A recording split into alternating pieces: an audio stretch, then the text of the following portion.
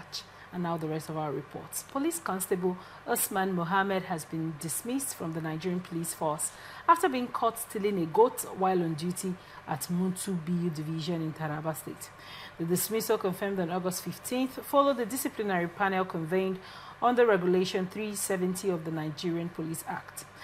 Community members reportedly caught Mohammed in the act and handed him over to authorities with photographic evidence. The Commissioner of Police in Jalingo ordered his immediate dismissal, stressing that gross misconduct cannot be tolerated in the force. His uniform, identification card, and all police-issued items were retrieved, and his service record has been permanently marked with dismissal status.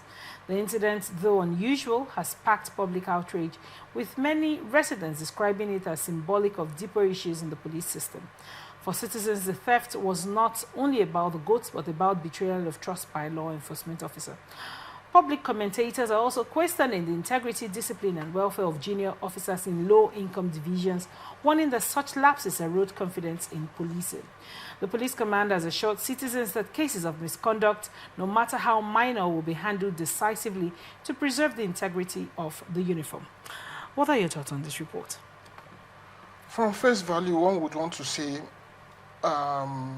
just good riddance to bad rubbish. But if you consider that we have myriad of issues of abuse against the police authorities or some officers, you know, that seemingly the high place, how this was swiftly dealt with raises more questions than answers. Right. Now, if this matter can be handled swiftly, why can't some of these cases that even involve, you know, like, okay, for example, cases of, like, issues relating to Chukwudi Kunado in River State here, the guy that was killed some time ago, some 3 to 4 years ago at Ikoku area or something. You know, those guys are still, the matter is still on the culprits. Rather, the guy was even transferred out of the state or something. So we have such other cases, and, you know, cases of somebody like, I'm trying to remember his name now, Abakari or something, the police guy that was involved in the Hush Puppy matter. You know, before the Hush Puppy matter, there were other issues. How come we haven't had this type of speedy dispensation of justice? Much as it is good to act swiftly, but we want a situation where due process is followed, and we also want a situation where the way a constable is treated is the same way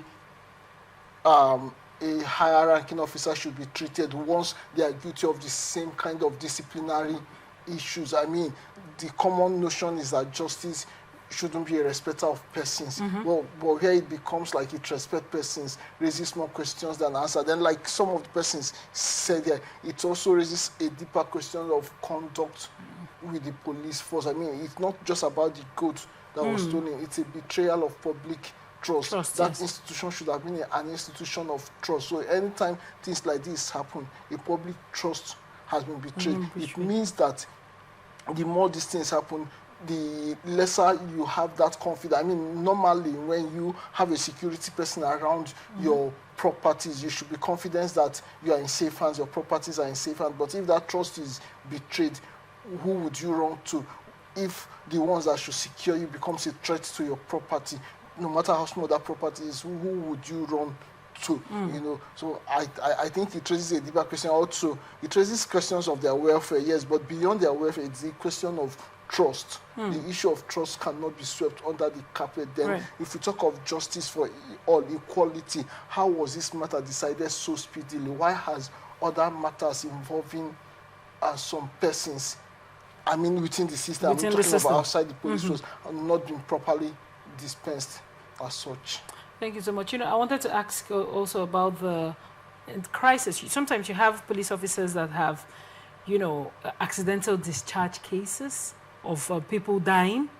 And I mean, we've not had such a swift judgment. Yes. Unfortunately, even when some of the so-called accidental discharge are really not accidental, it was, you know, at times it was negligence, at times it was even deliberately. You see somebody saying, I will shoot you, and before you know it, he shot the person. That cannot be accidental. Maybe poor management, poor training, or or something. Accidental would just be, you know, when the victim was not the person aimed at, you know, or maybe maybe a case of stray bullet or something, but where somebody deliberately shoots under the influence of alcohol, something cannot be accidental. Yet, like you said, we have cases of most of such cases take longer time to be dispensed of. So how this one was just handled within a short time raises more questions than answers, and so it raises question mark on the place of justice in our institutions. Thank you justice so and equality. Thank you so much for your insight.